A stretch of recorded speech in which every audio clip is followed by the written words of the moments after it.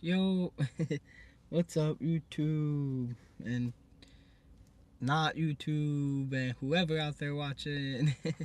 um, just want to do. It's been a little bit of time, but I want to continue the little what's it called?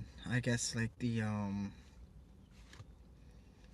just the videos that we've been doing. Like there's a specific word I'm looking for, but I can't find it. Doesn't matter. Doesn't matter. We're doing the Old Testament though this time. This is gonna be part two of going over the Old Testament.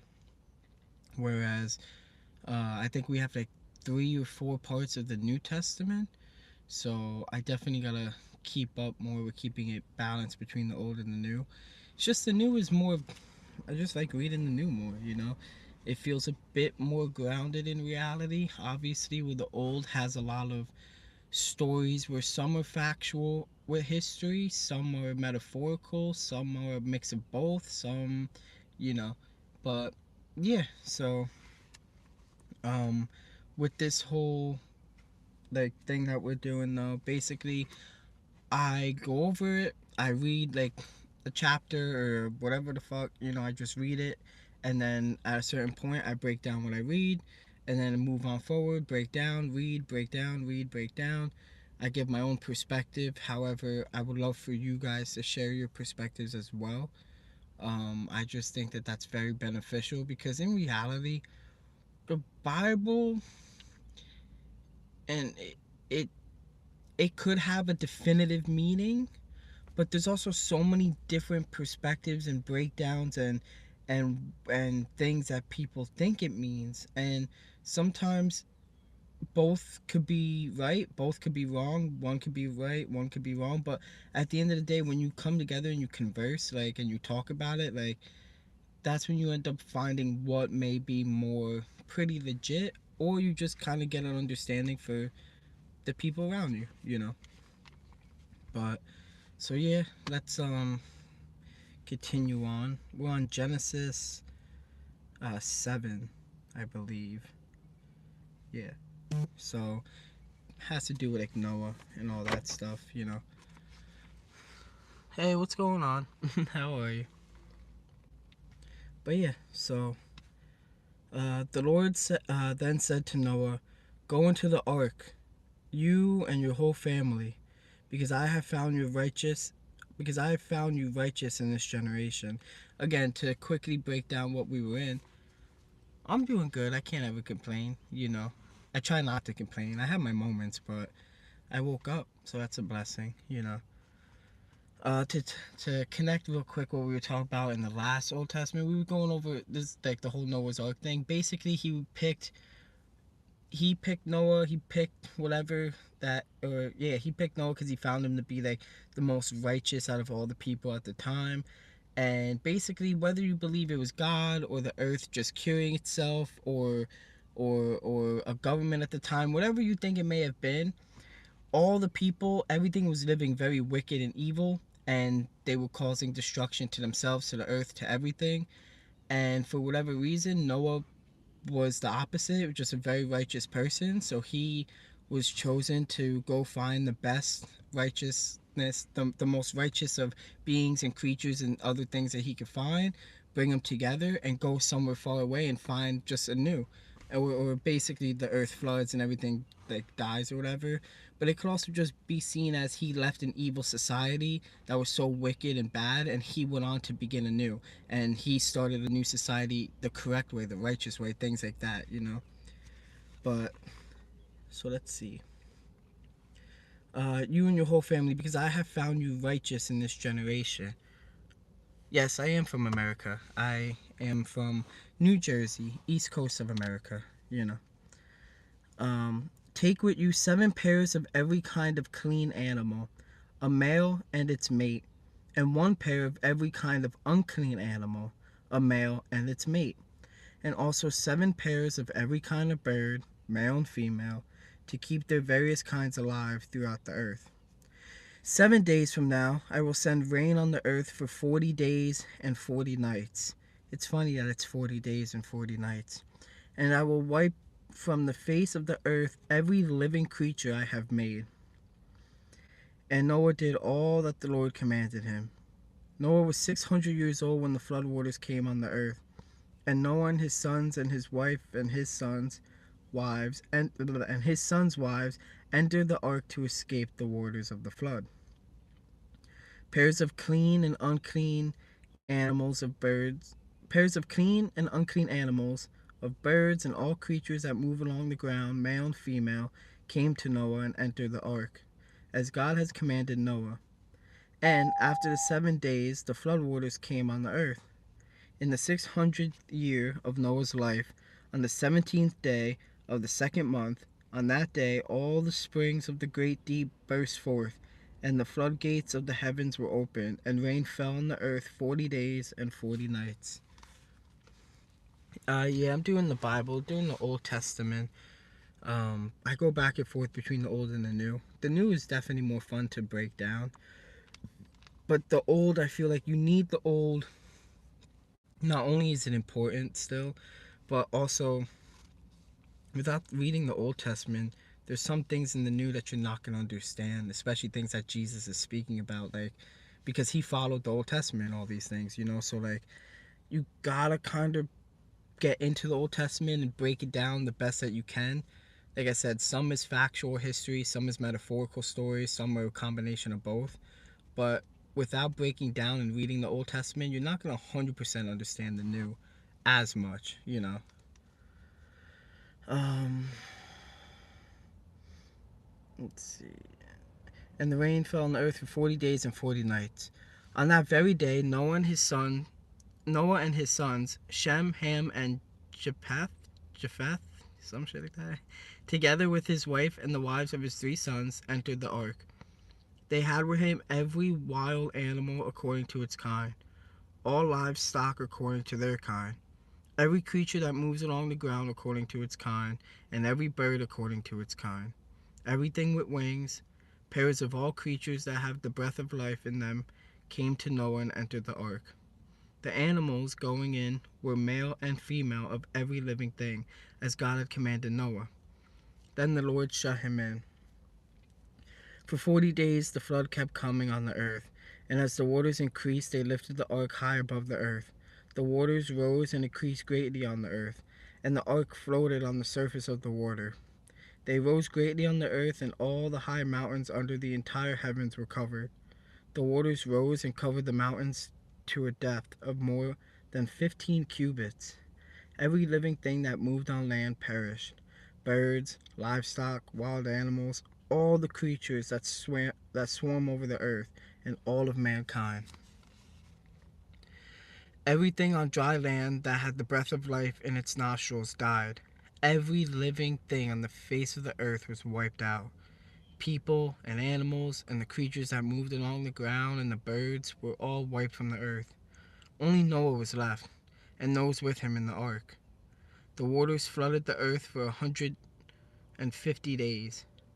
But God remembered Noah and all the wild animals and the livestock that were with him in the ark. And he sent a wind over the earth, and the waters receded. Now the springs of the deep and the floodgates of the heavens had been closed, and the rain had stopped falling from the sky. The water receded steadily from the earth. At the end of the 150 days, the water had gone down, and on the 17th day of the 7th month, the ark came to rest on the mountain of Ararat. The fuck? Why they just be having some crazy names out of nowhere? The waters continued to recede until the 10th month, and on the first day of the 10th month, the tops of the mountains became visible. After 40 days, Noah opened the window he had made in the ark and sent out a raven, and it kept flying back and forth until the water had dried up from the earth. Then he sent out a dove to see if the water had receded from the surface of the ground, but the dove could find nowhere to perch because there was water all over the surface of the earth. So it returned to Noah in the ark. He reached out his hand and took the dove and brought it back to himself in the ark. He waited 7 more days and again sent out the dove from the ark. When the dove returned to him the evening, there in its beak was a freshly plucked olive leaf. Then Noah knew the water had receded the earth. He waited 7 more days and sent the dove out again, but this time it did not return to him. By the first day of the first month of Noah's 601st year, the water had dried up from the earth. Noah then removed the covering from the ark and saw that the surface of the ground was dry. By the 27th day of the second month, the earth was completely dry. Then God said to Noah, "Come out of the ark, and you and your wife and your sons and their wives. Bring out every kind of living creature that is with you, the birds, the animals, and all the creatures that moved along the ground, so they can multiply on the earth and be fruitful and increase in numbers on it."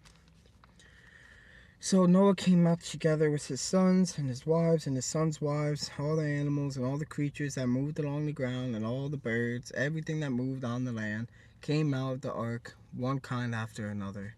Then Noah built an altar to the Lord, and taking some of all the clean animals and clean birds, he sacrificed burnt offerings on it.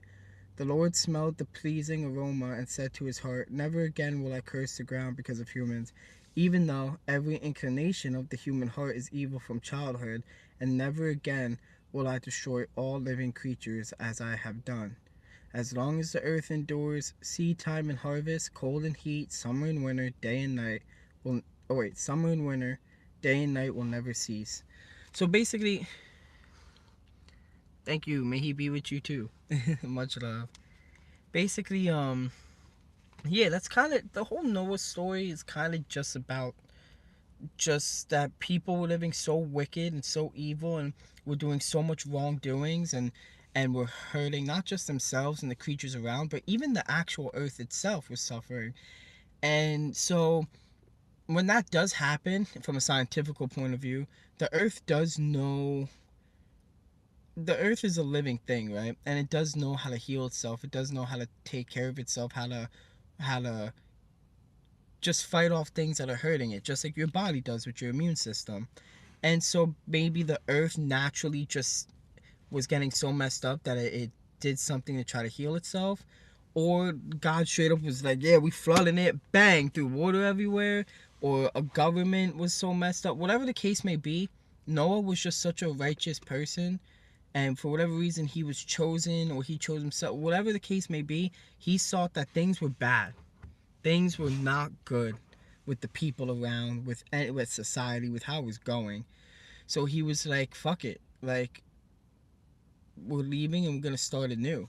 That's the mission that God gave me, is to live a righteous way, to leave behind this society, these people, let all of this go, let all of this die, let all of this be gone and be forgotten, and let us start anew the correct way.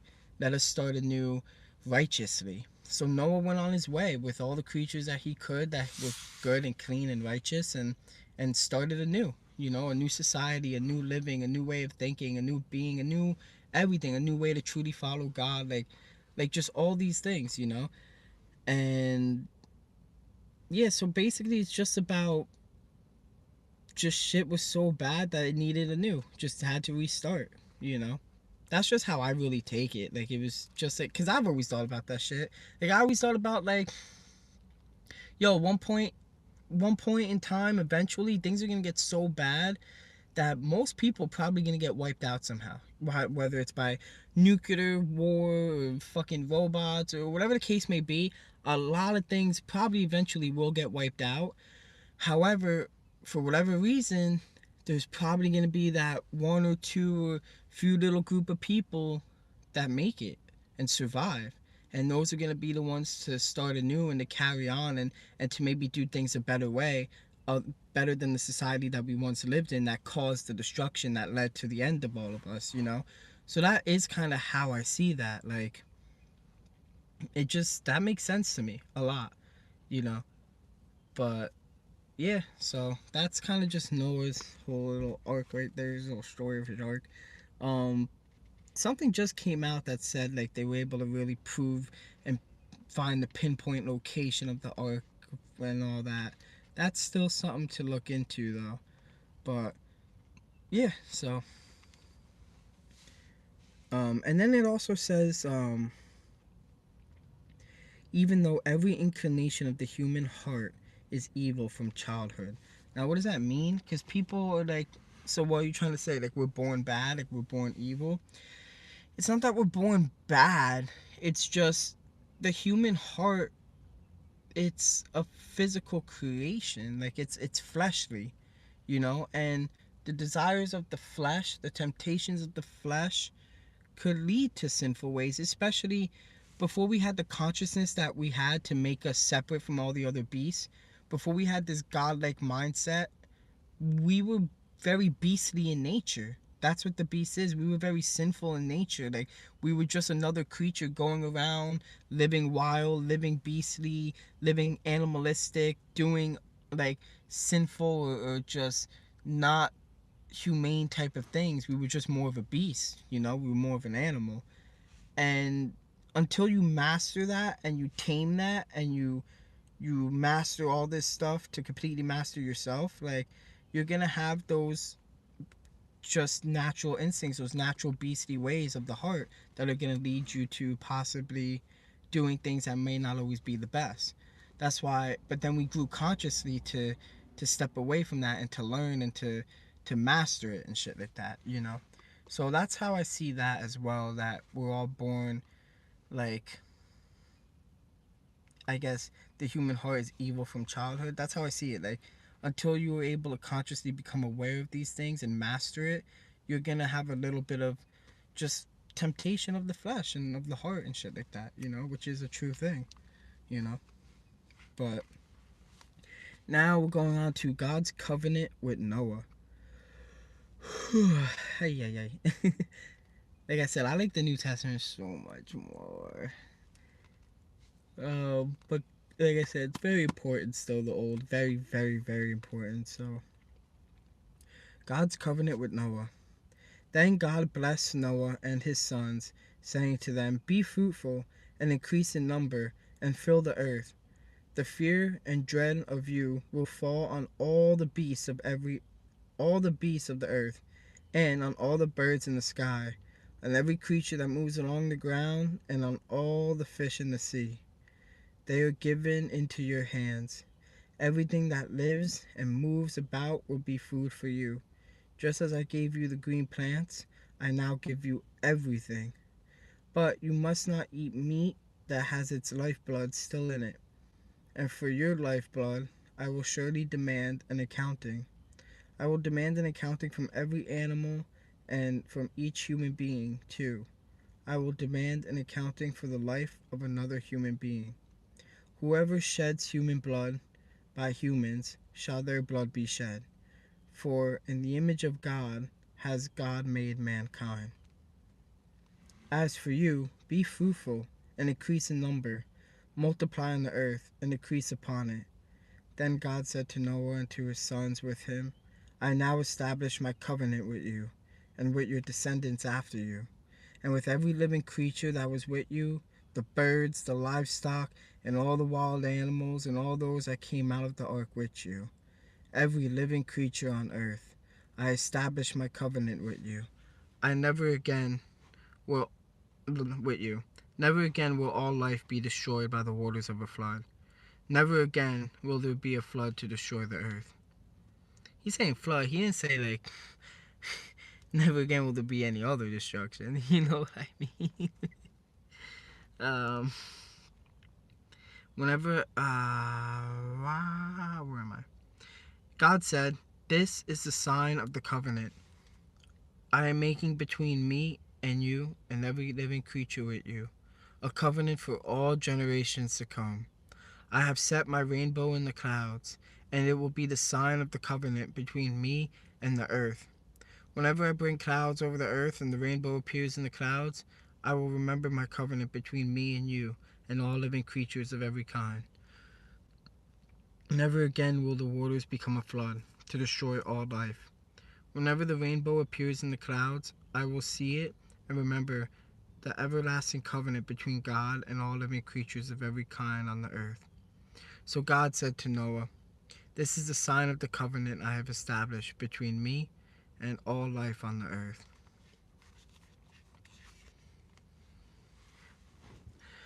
The sons of Noah who came out of the ark were Shem, Ham, and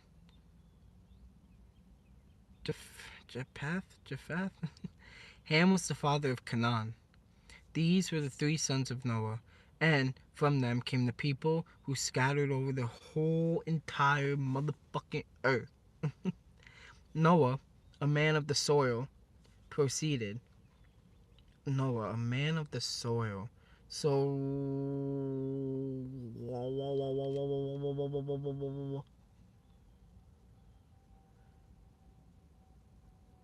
basically, how I take that, Noah being a man of the soil, I'm kind of seeing that as like Noah is a man of like the earth, you know, but maybe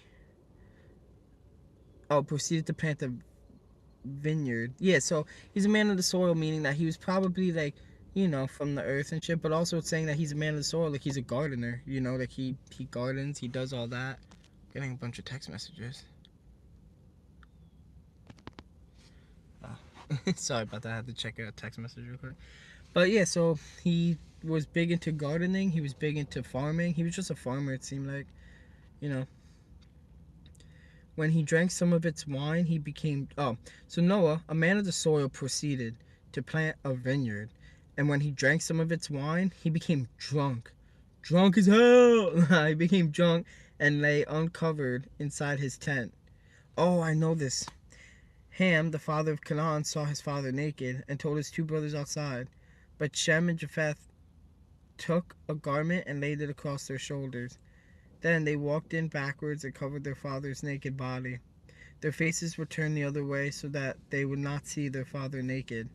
When Noah awoke from his wine and found out what his youngest son had done to him, he said, "Cursed be Canaan, the lowest of slaves will he be to his brothers." Wait, what?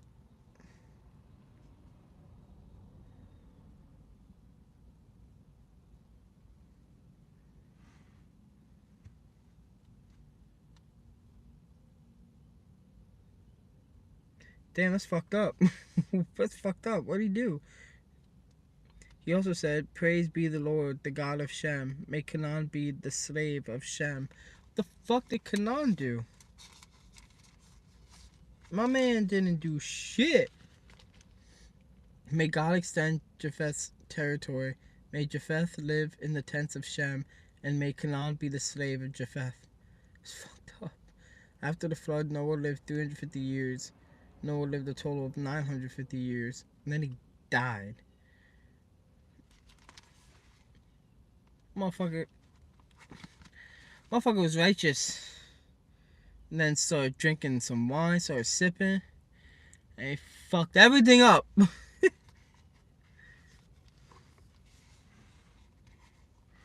The Table of Nations. This is the account of Shem, Ham, and Japheth, Noah's sons, who themselves had sons after the flood. The Japhethites, the sons of Japheth, which were Gomer, Magog, Madai, Javon, Javin. See, it might be Javin, but I'm gonna say Javon. Because my boy's name is Javon, so we're gonna go with Javon. Tubal, probably Tubal.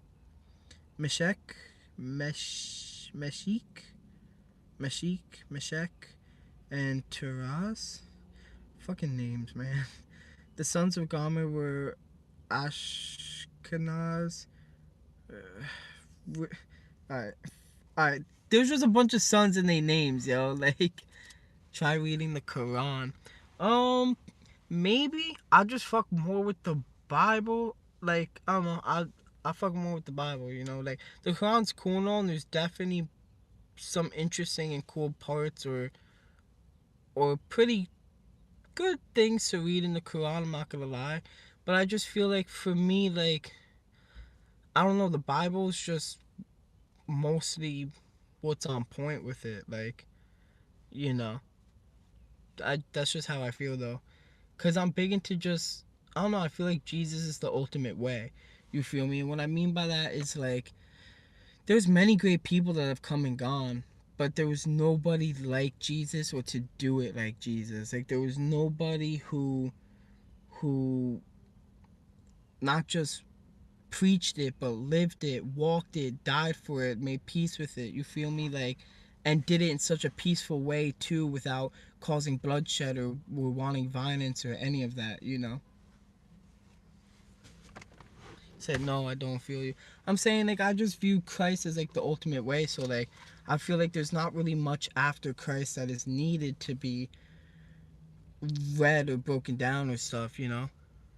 Three in one, can I explain that? Oh, you talk about the Trinity. Yeah, I got you. So when it comes to the Trinity, this is how I see it. Again, perspective. This is my own perspective on it. When it comes to the Trinity, it's basically what there is before, or what there is now. There had to be something before to create that now. And what there is later, there has to be something now to create that later. And what I mean by that is like, my father had me, right? Now I'm here to have a kid. And then my kid is going to be here because of me. And even though we're all our own individual selves, we're all still one by being part of life. Because I basically see it as like, hold on one second. I basically see it as like, life is life, right? God is life. Your life, I'm life. Everything around us that comes from earth is life. It's all one, but it's all its own individual self while also being one. And what is here now is due to what's here before. And what's here after is due to what's here now. And like I said, even though it's all its own individual, it's all one, you know? Yeah, I'm talking about God. I get that.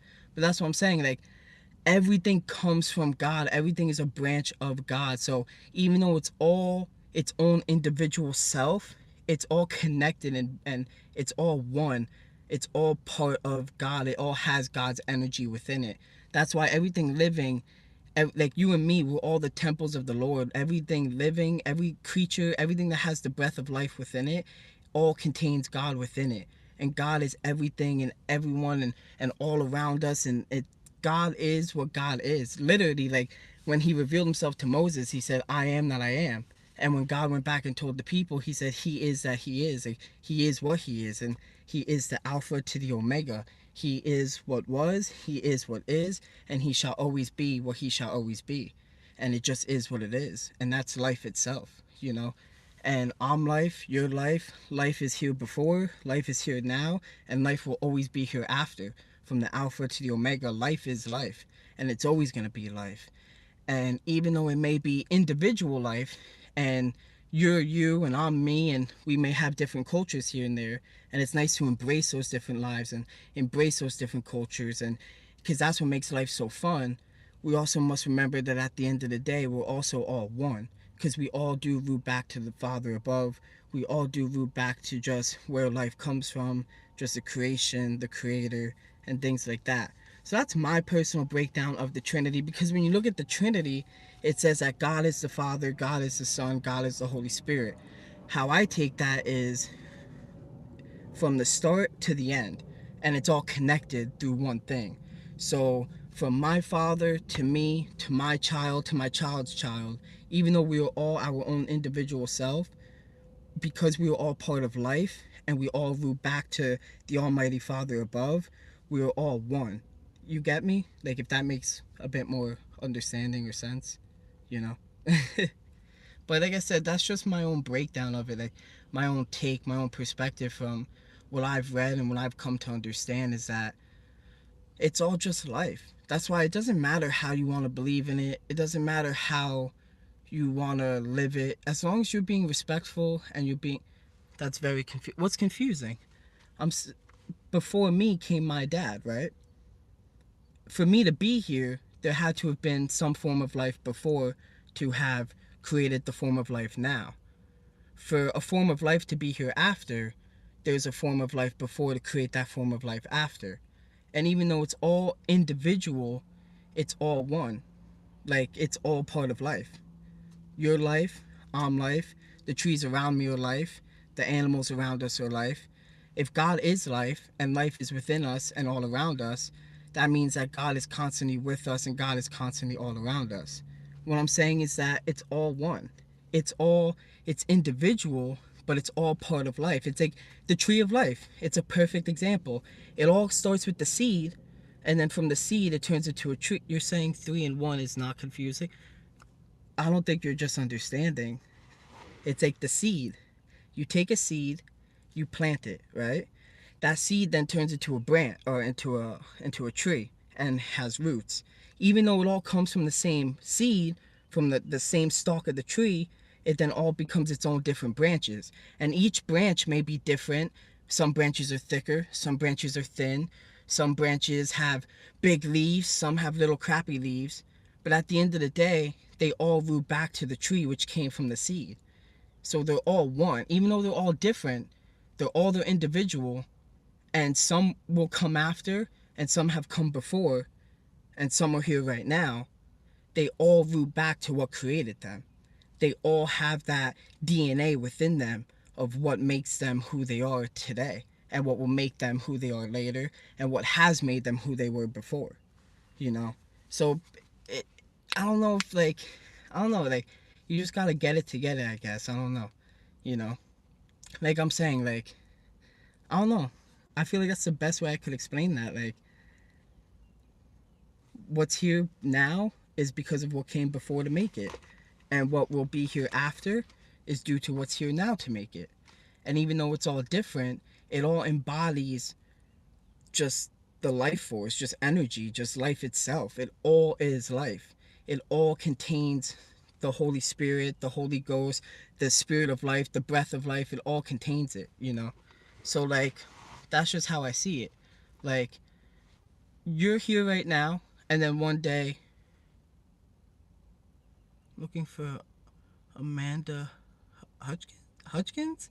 What? What are you on? But basically, like, God started it all, right? And then from God, eventually comes humans and the earth and all this shit, right? And then from God came this human, and then this human came from this one, and then this one branched off from that one, and that one, and that one, and that one, and that one.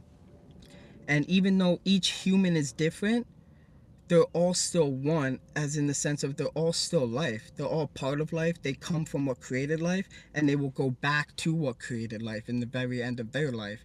But they will also branch off a new part of life. And it's basically just saying that we're all one while also all being different, if that makes sense. Like, I don't know, explain. That's the best way to explain it, you know? Like, that's just how it is. That's how I see it. Basically, yeah. I keep repeating because that's just the best way that I can explain it, you know? Like,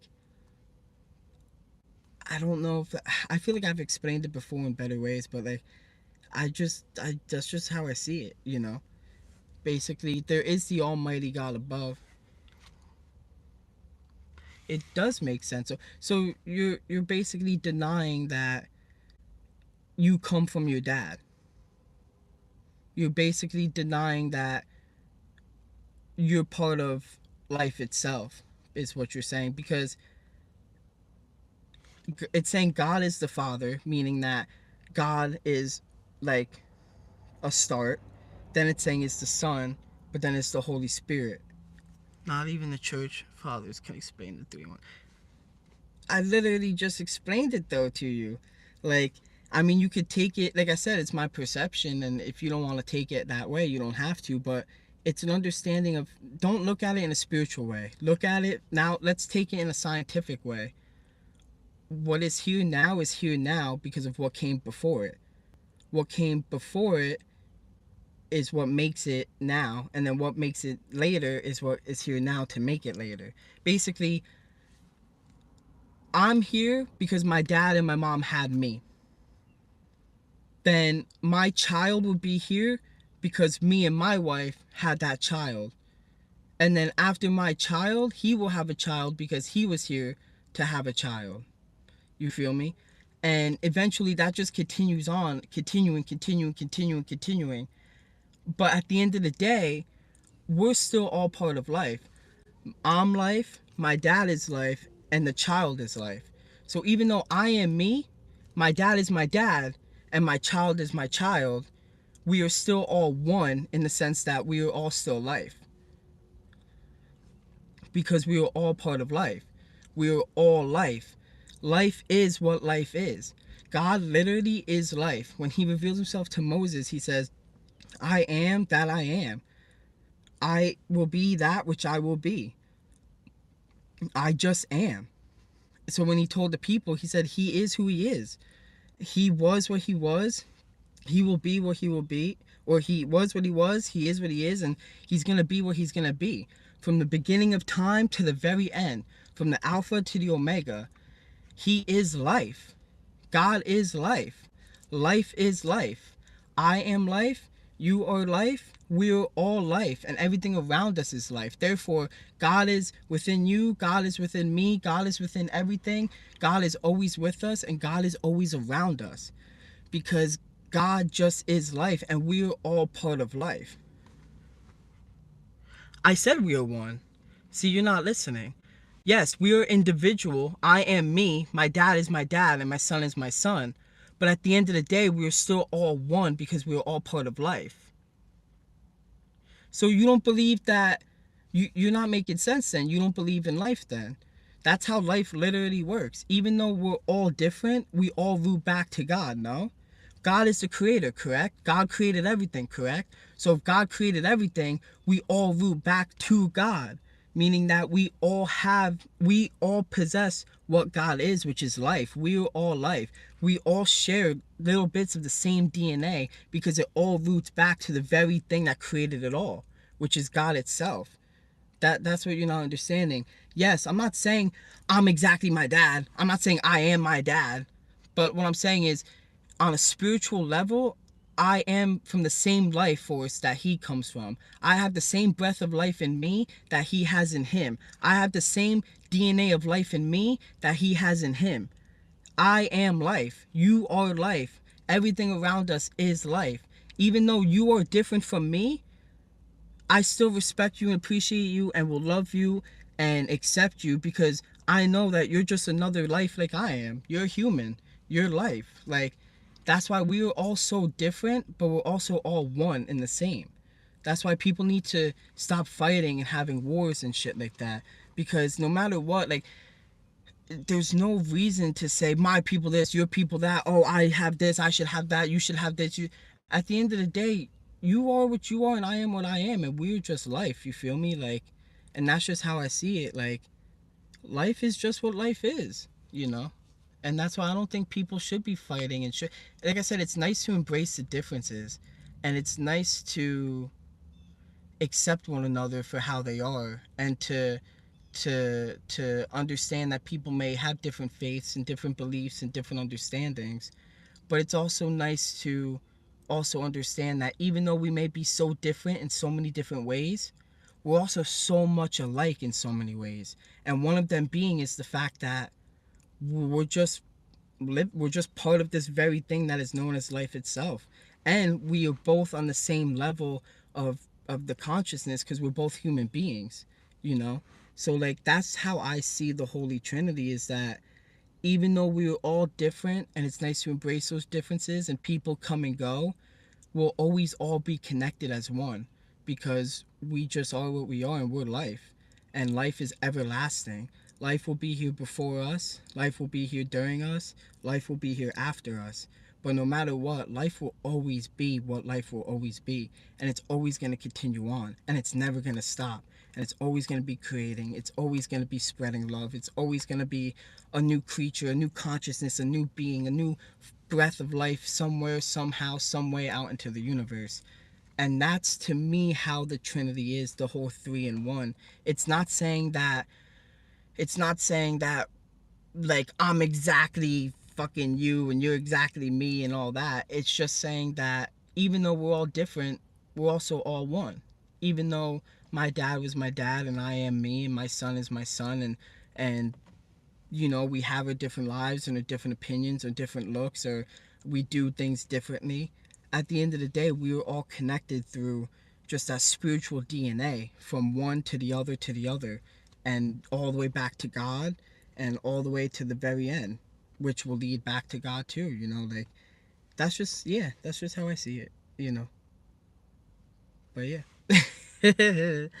Fuck.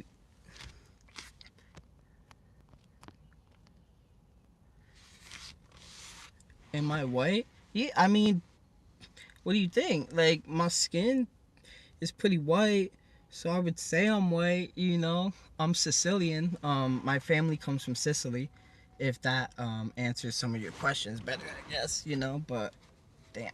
Ay.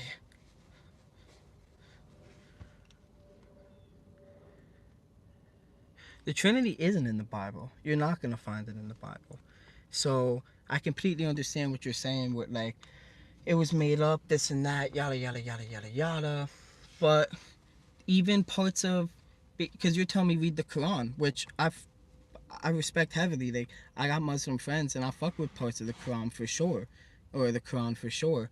But the Quran and shit's not written in the Bible. A lot of their teachings, a lot of their ways, a lot of their things aren't in the Bible. So same could be said. Things could come after. Things could come before. Things could come in the very moment. Again, before, during, after.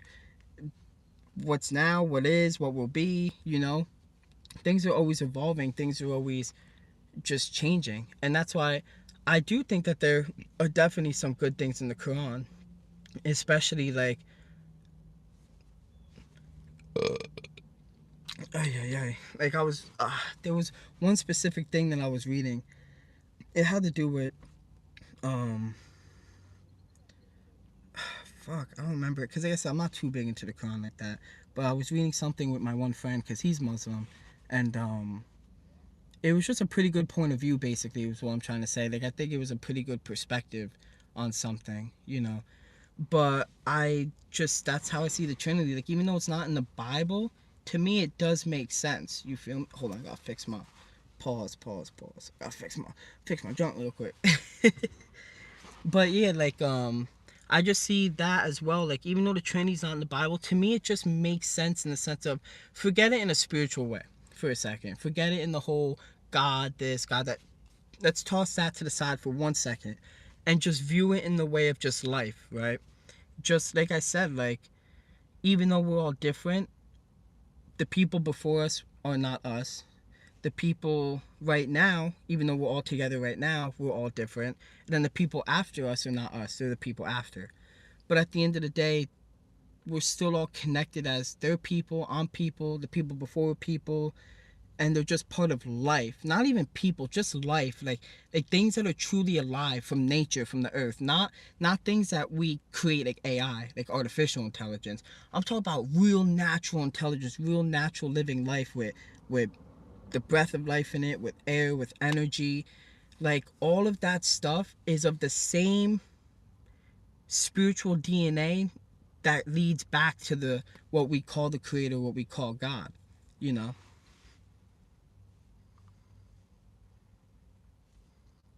You see, when you say, I'll just pray for me and you, may Allah, whom I believe is the only God, guide you, Allah is the only God. You're correct. Allah. Allah in Arabic just means God.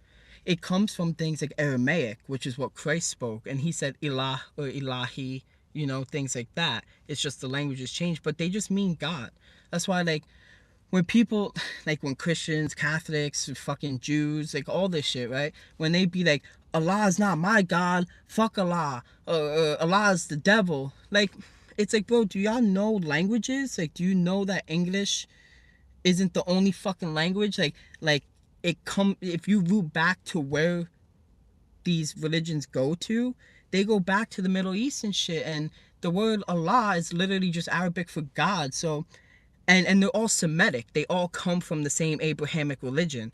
So for people to be like fuck Allah and shit like that, it's like you're not making sense. You're saying fuck God, you know, because it's just a word. There's Christian Arabics who say Allah, even though they're Christian, they're Arabic. They speak Arabic. They use the word Allah because that's just what it is. You feel me? Yeah, no, I get you. I don't take any disrespect. I know people definitely aren't gonna know what we all know. Like, especially me, I'm sitting in my car, a white dude with dreads and a red beard, so it's like, fuck is this guy talking about? But yeah, no, like I get it, yo. Like that's why like I fuck with that. Like I said, my boy's Muslim and shit. Allah mean God to Arab. In my language, Allah means the moon. That's pretty sick. That's pretty cool, actually, that it means the moon. What language do you speak?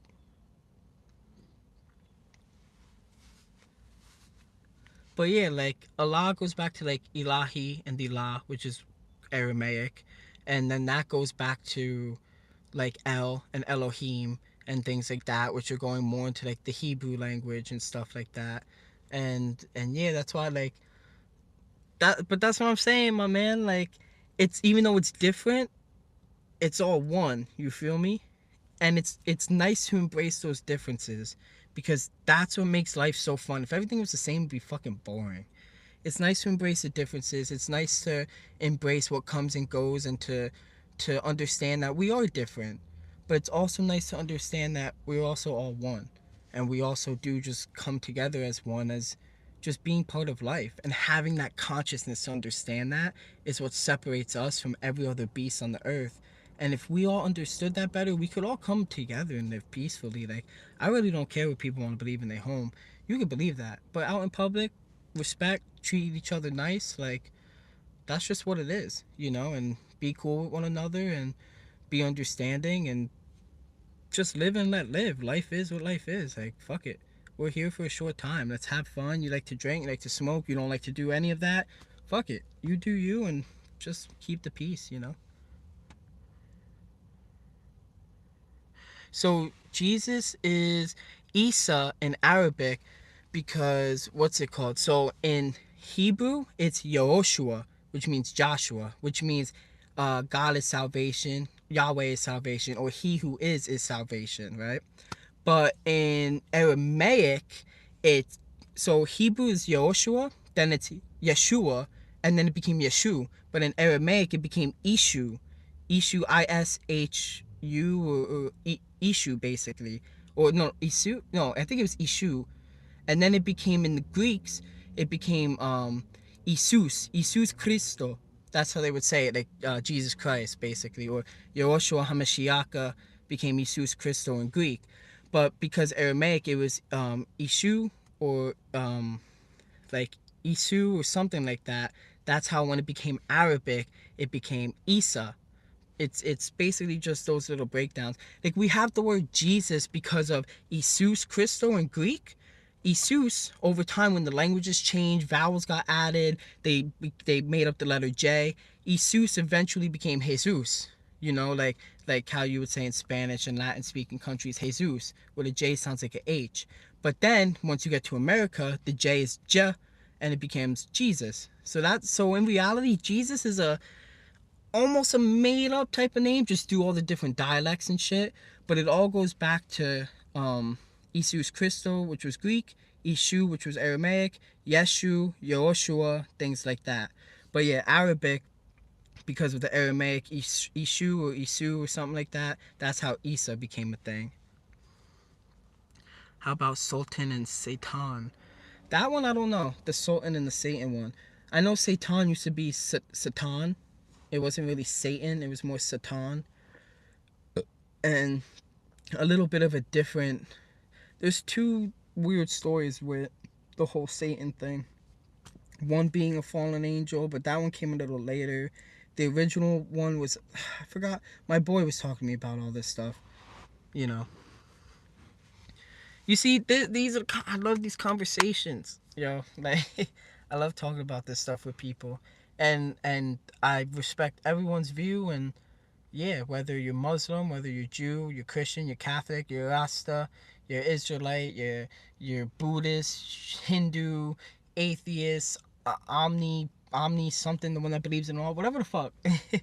I like to talk about it. And if I kind of lose myself a little bit and get a little harsh sounding, or if I ever come off any disrespectful in any way, I do not mean it.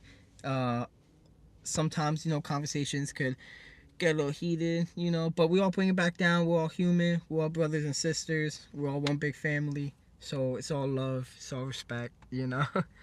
Sulta means authority. Sultan is the one who holds authority. Sultan is not Satan. Regardless how much we argue, in the end, we all die. Damn, that was dark.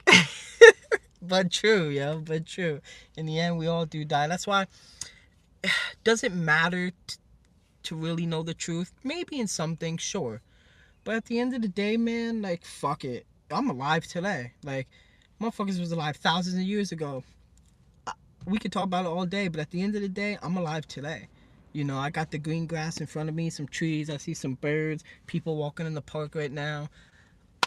I puff a little herb. I like to smoke my weed. You know, like I'm chilling, man. I wake up every day. You know, and that's the biggest blessing. The fact that I get to just wake up to just experience another day. That's awesome. Because I can't imagine what it's like to experience nothing at all. That's like the worst fear of mine. So just to get up, give thanks and praise for waking up, and whatever blessings come my way, it's a just a great experience, great life, just something to really be thankful for, you know. So I definitely, if you don't or if you haven't, whatever, I encourage waking up every day and giving thanks and praise for not just praying to the Almighty Father, but also, even though you don't have to babble on after you say a prayer, like you don't have to like, oh, thank you for this, thank you for that. You don't have to do that. It's nice to do just to remind yourself sometimes of the things you do have. And even though I don't have too much, less is more. And to me, I feel like I have everything in the world, from the consciousness that I have, to my good friends, to my loving girlfriend, to my dad, to the people who are truly there for me, and to God Himself. You know, I'm very thankful. I'm very appreciative, and it's just a blessing. Life's a blessing, and as long as I'm living it, I'm happy, man. No matter where I'm at, no matter what's going on, it's just nice to be part of life, and just to overcome my issues and my temptations and to master myself. It's nice, and I'm not fully there. Still haven't mastered myself, but being on that journey is nice. And when you do the right things and right comes back to you, it's just good. Just good, you know. But yeah, so damn, I didn't get too far into this Old Testament. We really started a convo there. you know. Um maybe I will cover the Quran though, because I contradicted myself saying that things come after and evolve that aren't in the Bible don't mean that there's still not things good to look at. So I should. I'll definitely peep the Quran. Let me get through the Bible first. Let me get through the Old and the New Testament first, and then I'll pop the Quran open, because these books are forever. And then if you get into the Ethiopian Bible, ooh, oh my God, that shit is. Look how thin this is, right? That's my finger in between, but look how thin this is, right? The Ethiopian Bible is dead ass like that much more. Like fucking huge, dude.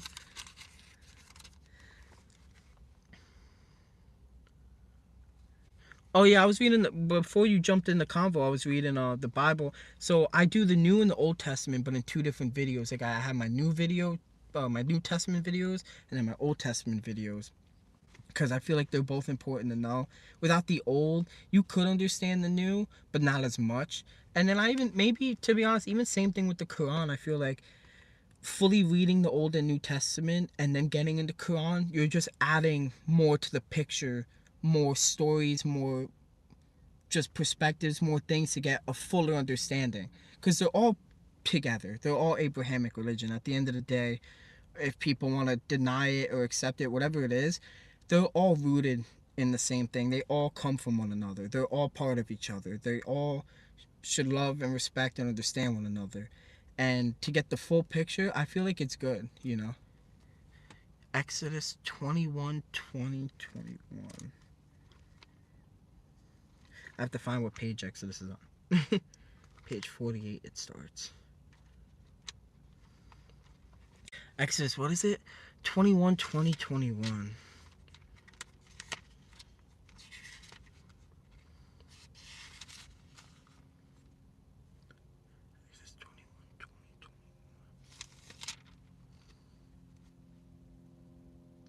All right, let me know if this is the right one, because I'm so bad at like 21, 20. Okay, let me know if this is correct. And I'm reading from the New International Version, so different translations are, even though they all say the same thing, they're just translated differently for either the times or the location of the earth that you're in and things like that. So for me, the New International is very up to date in the modern day language. So it helps me kind of understand it a bit better, you know?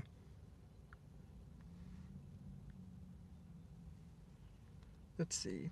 Anyone who beats their. I, I don't know if this is the right. I don't know if I'm reading the right one. I don't think this is the right one. This is all about like. Am I on the right? Oh no, wait. I'm on the wrong fucking thing. I'm on the wrong thing. Hold on. No, wait, I think that's correct. This is all about anyone who beats their male or female slave with the rod must be punished. If their slave dies as a direct result, but they not to be punished. Let's see, maybe.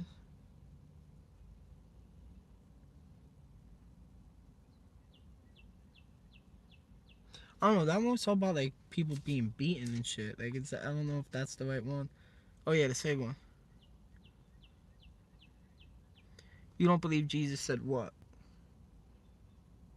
Like what it says in Exodus, or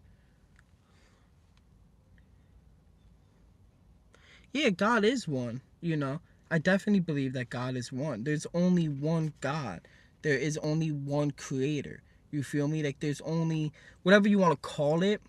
Even other religions that believe in multiple gods, they still believe that there is a main creator or a main God that created all those gods that then create everything else.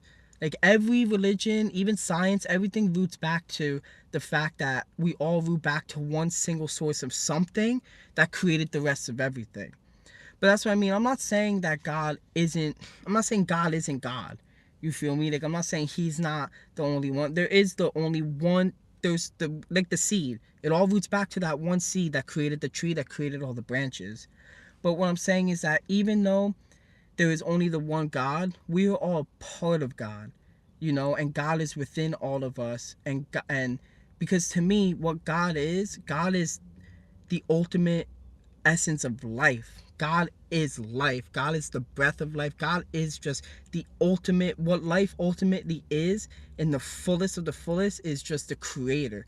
The creator is the ultimate form of life to give life to everything. You feel me? So the way that I see it is that we all root back to the main source of life, to the essence of life itself. And even though we all root back to it, we have a little bit of that essence within us because we all come from it. You know, therefore, like, even though God is God, you feel me? I still feel like we're still part of God. Like, we come from God, we have God within us, we have God all around us, you know? And yet, that's what I mean. We're connected by the Holy Spirit. Like, we're connected by being part of, we're all part of life. We all have it within us. Like, you and me right now, even though we're different, we we share a decent amount of DNA that connects us. And that DNA, literally, we share that with everything in the universe. From the animals around us to the trees to bananas. Even bananas, we share DNA with. Fruits, vegetables, trees. We have stardust chemicals. Like, even the stars, like everything in the universe from Earth and after Earth and before Earth and everything, it's all connected, you know. Sorry, we were going in a circle. Nah, you good. You cool. I'm saying though, like we're all connected. You know, we're all part of that same essence of just life. You know, and that's what it means to be individual but still one. Is the fact that even though I'm me, you are you, the bird is the bird, the trees are the trees, we all still share that same DNA and essence, that breath of what life is. And that all roots back to the Almighty Father before. And that very essence of life is going to be here even way after. And way after us, whether you're a direct descendant or just another form of life, you root back to us and we root back to what came before us, and that roots back to before and all the way to just the seed that popped it off, which is God. God is like, well, God is one who plants the seed. Blah! You feel me? But yeah, you know.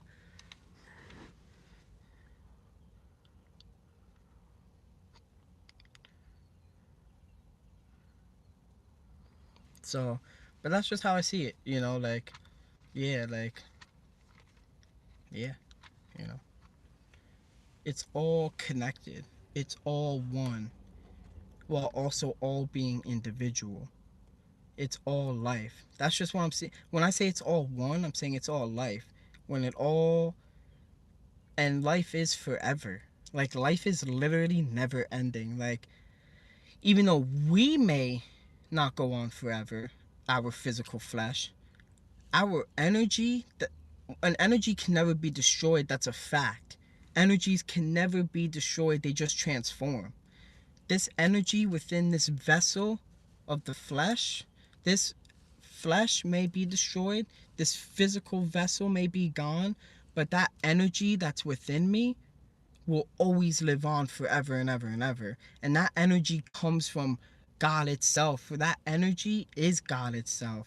That breath of life is God itself. We are the temples of the Lord. We were given dominion over everything, meaning that we were given the consciousness to be able to separate ourselves from every other beast on this planet and to be able to live like how God would live in his kingdom in heaven, to be able to find wine and dine and to dress nice and to come together as one and to make fine music and to love one another. And no other beast or creature can do this. And that's why we were the ones that were given the dominion, because our consciousness is what separates us. Our just whatever allowed us to evolve up here, that's what separates us, and that's what makes us the ones to have dominion over everything, and the ones to just be like a king and a queen, or like a god in his realm, but here on earth. That's why we will do thy bidding on earth as it is in heaven. You feel me?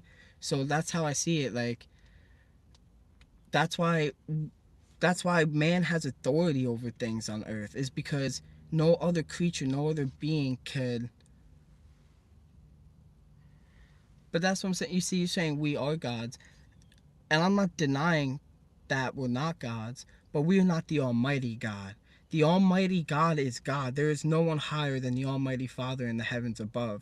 However, we were given dominion over all things here on earth to be able to rule and control and to help out where help is needed when it's needed. However, we must master ourselves to reach that. That's why this is where it brings me to Jesus Christ. Yahushua Mashiach, Jesus Christo, Isa, whatever you want to call him, Jesus or whatever. I feel like nobody else mastered them. He who is salvation, right? Meaning he who walks the walk, doesn't just talk it, doesn't just preach it, but actually lives it in the fucking flesh. Makes the word come to flesh. He who really is who he says he is will be the Lord and Savior to lead the people to salvation. And that's how I see Jesus Christ. I see him as the one to truly walk it, to truly live it, to truly preach it, to truly talk it. But not only did he truly do all these things, he did it with peace, with kindness, he kept his compassion. He faced temptation like no other. Like, there was no other man to not just master themselves like he did, but to also make the change that he did. He did it with peace and kindness, and he gave himself up to be basically, he sacrificed himself so that his death will make an everlasting change in the world. And to be honest, I feel like it did, because I feel like it made an everlasting change in the entire world. Because before Jesus, yo, like, look at it. Women were getting killed for this is for the New Testament. I don't want to cover it because I'm talking about the Old Testament, but I guess we're just going off on the random shit now. Women were getting stoned to death. They were being called whores if, you accidentally get pregnant, or, you have sex before marriage, or if just things happen. Listen, life isn't perfect. Things are going to happen. Like, no one has a perfect life. That's why, who is someone else to judge someone and cast a stone as if they are the perfect person themselves? And what I'm seeing it as is like, Christ came to show that. Like, just because you mess up in life doesn't mean your life is over. Just because you maybe do a wrongdoing or make a mistake doesn't mean that you can't correct yourself. It doesn't mean that you're dead. It doesn't mean that. As long as you're physically still here, you're alive, you wake up and you've got the breath of life in you, you can make a difference. You can make a change. You could redeem yourself and reach salvation still. Because at the end of the day, let's be real, None of us are perfect, especially from birth. We all make mistakes. We all trip up here and there. But that doesn't mean that, oh, you make a mistake, that's it, your life's over. No, you're still alive. You could redeem yourself, and certain mistakes aren't even that big. Like, you know, maybe if you're a little dumb, have sex before marriage, whatever, like, doesn't mean that you're a whore, or you're a terrible person, your life's like, it's just life, man. Like, don't be so harsh on people. Understand that people can change, people can better themselves, and we're all learning. That's the whole point of life, is to learn and grow, and to grow the soul, and to, things like that.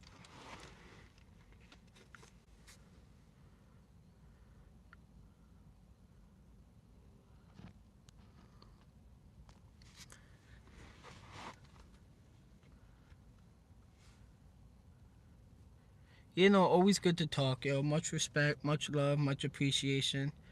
See what she's saying about being a little G. She's saying basically what I kind of said is the fact that God gave us dominion over everything on this earth. Basically, we could be like the gods of this earth, the lords of this earth, the controllers of this realm, of this physical place, to do thy bidding on earth as it is in heaven, as God would want us. But in the ultimate grand scheme of things, in the universe, in the everything, the ultimate God is the creator himself. That's why, to me, I say Jesus is the God on earth. He's my Lord and Savior, because he was the one to not only he not only mastered himself, but then he mastered himself. He truly lived everything that he preached, and he truly was like a God on earth. Like, there was no other like him. Like, the way that he could master his temptations, the way that he could overcome anything, the way that he made such a sacrifice that changed the world drastically. Like, if you have Jesus in your life, yo, I feel like you have peace. Because that's the thing, people said, like, oh, Jesus isn't the Messiah because he didn't bring peace to the world. That's what, like, the Jews say.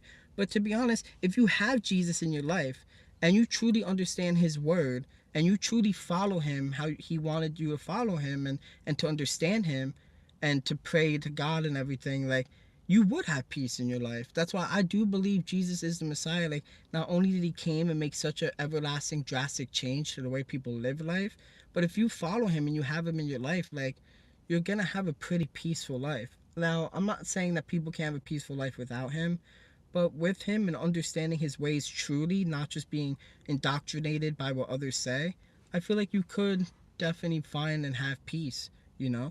So that's just how I see it, though, you know? I gotta roll these fucking windows down. It is so fucking hot.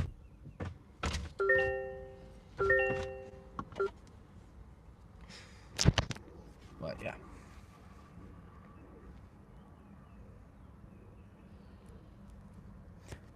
Hey.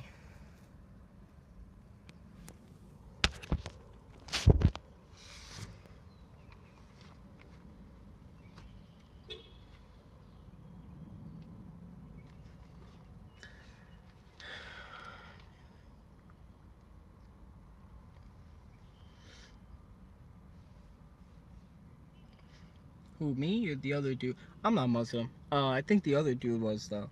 But I still respect it. And I always will. That smells good as hell. I'll always have respect and love for everybody. I don't give a fuck. To be honest, if you just fuck with God, I fuck with you. Just don't let it get extreme. You know,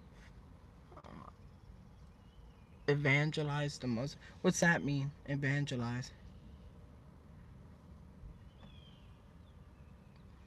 I always say, you know, it says this in the Bible and it says it in the Quran. Like, basically, let he who wants to hear basically hear. He who has ears, let him hear. And he who doesn't, like, just have hope and faith. They they know who Jesus is, just they have a little bit different view on some of the ways that he lived, or maybe like his death and certain things they view a little differently. But again, that's just comes from different perspective, different understanding. And we could always try to preach and try to teach and things like that. But at the end of the day, the main thing is just to have hope and faith that maybe they'll see it how we see it. But if they don't, it's okay. It's never like that big of a deal. As long as people understand to keep the peace and to not hurt one another over their beliefs, then it is what it is. Once you start hurting someone for your belief, in my opinion, you just become an extremist, and then you don't even truly represent what your belief should be about. Because all these beliefs are about following God, peace, love, understanding how to be a higher person, like all this stuff, you know.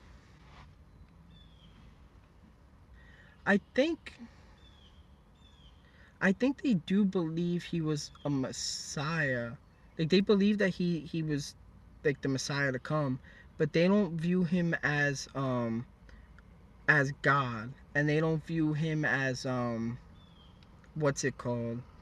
They don't believe that he died on the cross.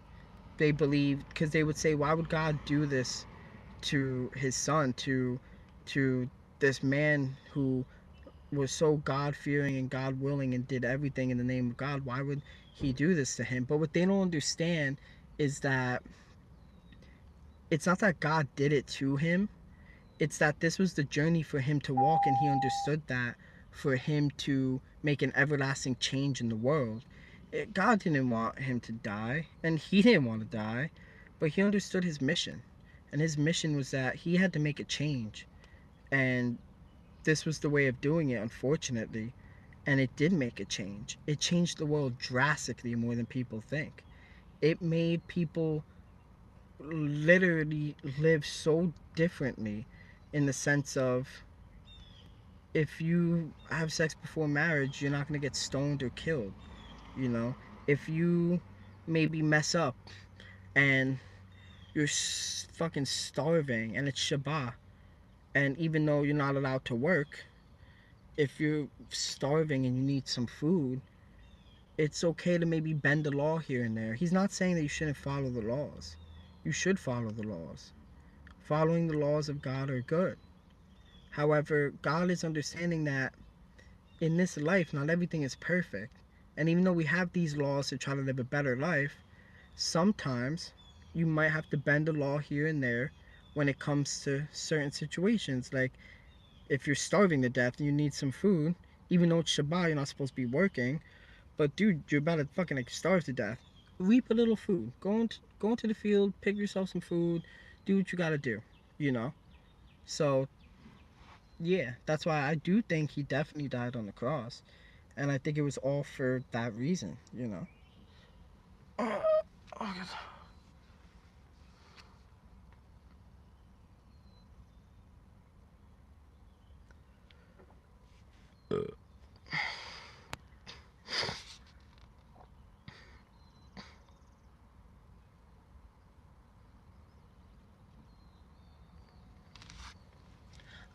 I wouldn't say that they're the antichrist. You know, they just have a bit different view of things, and maybe they're not 100% correct on it. You know, but I wouldn't say it makes them the antichrist. To me, someone who's an antichrist is someone who's gonna try to promote harm and violence into the world, and try to separate us, and basically try to do everything opposite of what Christ did. You feel me? That's where I would feel like it's the antichrist. You know, because I have Muslim friends, and they're very great people, dude. My one friend, his name is Adrian. He's Muslim. Such an amazing person. And you know, we all have our issues here and there. No one's perfect of a person, but whatever little faults someone may have, that's just, you know, people work on things. But besides those little faults, maybe here and there, yo, my boy Adrian, yo, like, because I have faults too. Yeah, I'm saying I'm talking as if like I don't got faults or whatever. But I'm saying my man Adrian, yo, like, he's a great fucking person, dude. Like a really good person, and he's helped me out so much. Like I'm living in my car, unfortunately, and there's been nights where it's fucking cold, yo. And he'll let me crash there, he'll let me shower there, anything I need. He says just text him, no matter the time of night. Freaking, I come to work. He's also my supervisor. Lets me freaking jump on the RV, hang out in there. You know, like he's such a great dude, yo, and he's Muslim, you know, but he's such a great dude. Like that's why I don't think people should judge no one based on faith or religion. People should there's righteous judgment. Righteous judgment is a good thing. But that's basically righteous judgment is assessing a situation and seeing if it's good for you or not.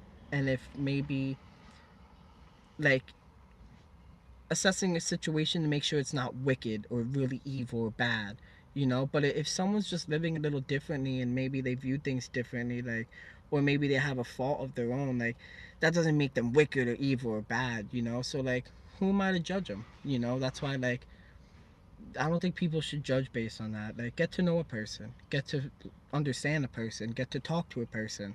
Maybe they'll teach you something from a perspective that you never seen, and maybe you'll do the same for them, you know.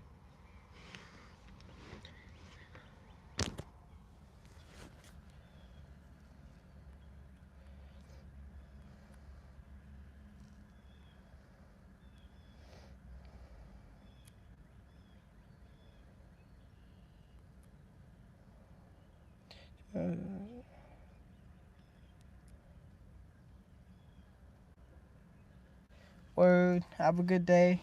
Get to work safe. I will catch you guys when I catch you guys.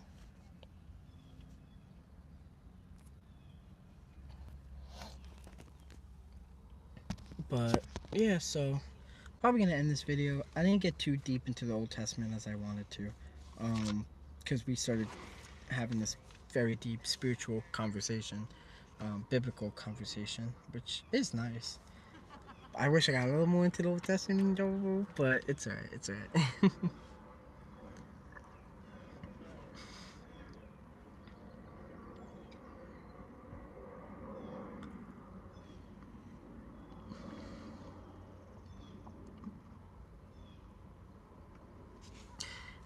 In their case, the God of this world has blinded the minds of the unbelievers.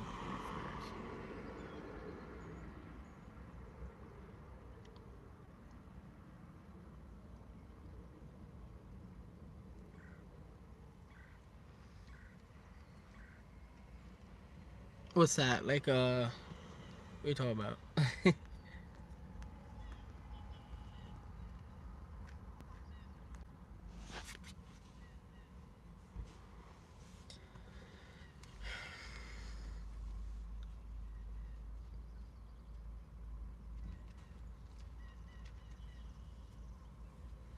But yeah, so I think I'm gonna end this one here. Definitely wanted to talk a little bit more into the Old Testament, but we got a little call off there, you know. I will make another video. I will jump right on it and make another one. Let me just see where I left off.